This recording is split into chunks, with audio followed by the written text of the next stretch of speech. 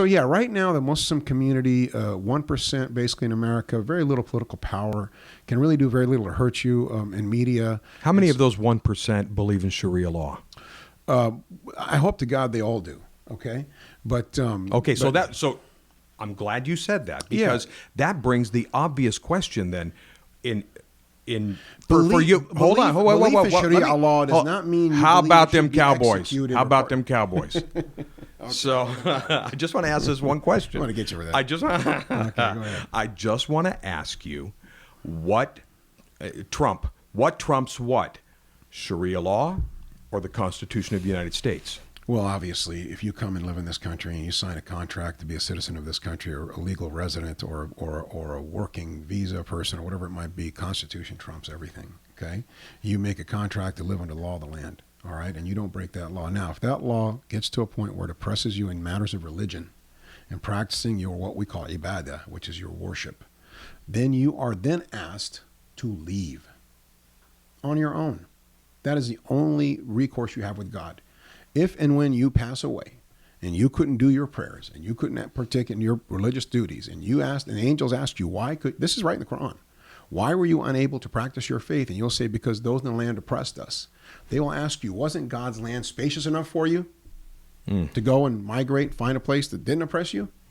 So the only opportunity you have with God, if you aren't practicing your faith in a country that is opposing it, is you're supposed to leave. Right. Okay. So here's the point, though. If this country gets to a point where it oppresses Muslims or anybody else, any other faith, to the point where they can't practice their faith and worship God, the God that they believe in, then we are no longer the America that we tout and are proud of, and we should at least sit back and accept we don't get that prestige, we don't get that honor. If we're going to start restricting people from worshiping God in the ways that they want to worship God, which is we've said that it's okay, then we aren't the America that the founding fathers created. Okay? Are you free in this country? Without a doubt. I wouldn't be sitting here if I wasn't free. So you hear the way I talk, you know the way I practice my faith, you know the way I raise my family. I'm an American through and through. Listen, I'm a Muslim first and yet the disconnect for me, and it has been, we've had conversations about this before, the disconnect for me comes when you say, I hope that they all believe in Sharia law. And so true freedom to you would be to live under Sharia law, wouldn't it? What word, give me a word from the Bible in the first 5 books that you don't believe in. Give me one word that you say is not from God. Okay, so what one word? Just is there an answer? Can you answer that one? Yes. What one word is not from God? Okay, I can tell you. Yeah, I can tell you. Now now we're getting into some theology.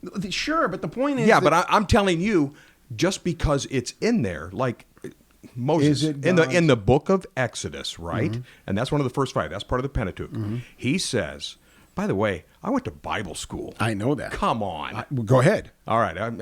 People make fun of me when I say that, by the way. Oh, he went to seminary. Nothing wrong with seminary.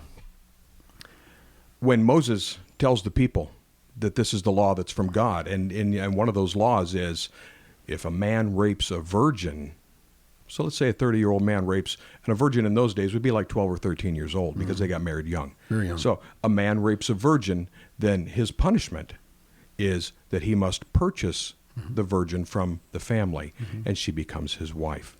And so I have to tell you, I was a fundamentalist for most of my life. Now, so you're going to give me an unorthodox answer to my question. Of course I'm going to give you an unorthodox, but you open this door. Okay, go ahead and give me the unorthodox answer. Thank you. Okay. So I was a fundamentalist.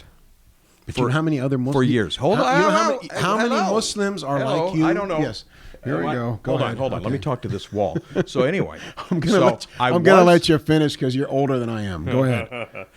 I was, and this is just age before beauty. This is just letting some people know who I am. I know. Go ahead. I am a recovering fundamentalist. Very good. I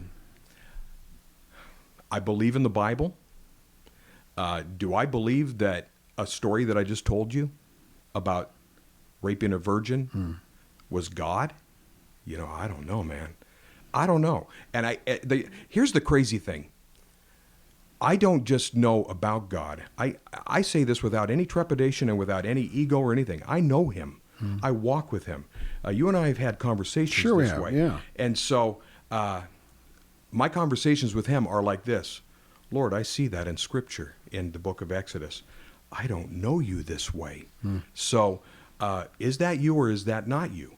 And so, I have more questions the older I get. Boy, if you had encountered me in my 30s, we would have debates that would just go boom. I got you. Or even 40s. But the older I get, the less I know. I get it. The less I'm sure. So back to the point. Back to You the point. just led me down a little bunny trail. I'm going to bring you right back. Go you do know what you that. do. Now, here's what you do. You go way out here. No, I way did out not there, go and I way just out bring you there. right back to the straight I had line. to speak to the wall. So my point is this, okay? Yes. When I say, I hope they all believe in Sharia law, which is to say, if a Muslim says, I don't believe in the Quran or any one word of it, okay?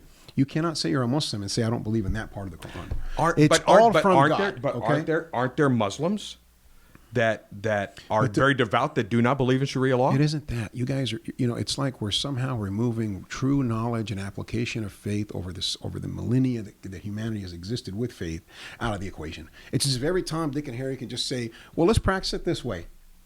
No. There is an order, a structure. There are rulings. There's time and place. There's returning back to the scholars and understanding what part of Sharia law or the Torah. Now, look, the Jewish sages over the ages had to sit and tell the Jews how they could practice their faith. You know from when? From the time of Pharaoh. Yep. When they couldn't construct a temple. Right. They had their daughters being raped and their sons being killed. I hear you. And God said, you make temples in your own homes. And they had to figure out a way to make that work. Just like today, you got ultra-Orthodox Jews in Israel right now trying to figure out how can we complete our faith when we cannot complete our own sacrifice in our annual most sacred holiday because these pagans are up on that hill and they're up on that Temple Mount. We got to tear that down and we got to rebuild the temple for us to have legitimacy. Well, what are their real scholars, their orthodoxy, the pillars that make them understand, no, you can't go blowing things up? Tell them, no, leave it. God, it's okay. This is how we're supposed to do it and God will change things in his time. Okay? And so, yes, there's this fundamental understanding of what the scripture says, but then there's applications and how what you're allowed and not allowed to do. God did not allow Jesus, for example, to do everything that was mandated at the time. So when they came to him and said, just for example, your cousin, the prophet John, was just beheaded for doing something that God would have him do. Aren't we going to do something about it? He did. Well, in your estimation, in your opinion, he did. In my opinion, it's like, well, somebody committed a crime, okay? And if he did it, here's the thing. Had he did it under Moses, did it under David, he did it under Joshua, he would have been brought to the court, he would have been, found guilty, and he would have been executed, okay? And Jesus had no power authority to do that.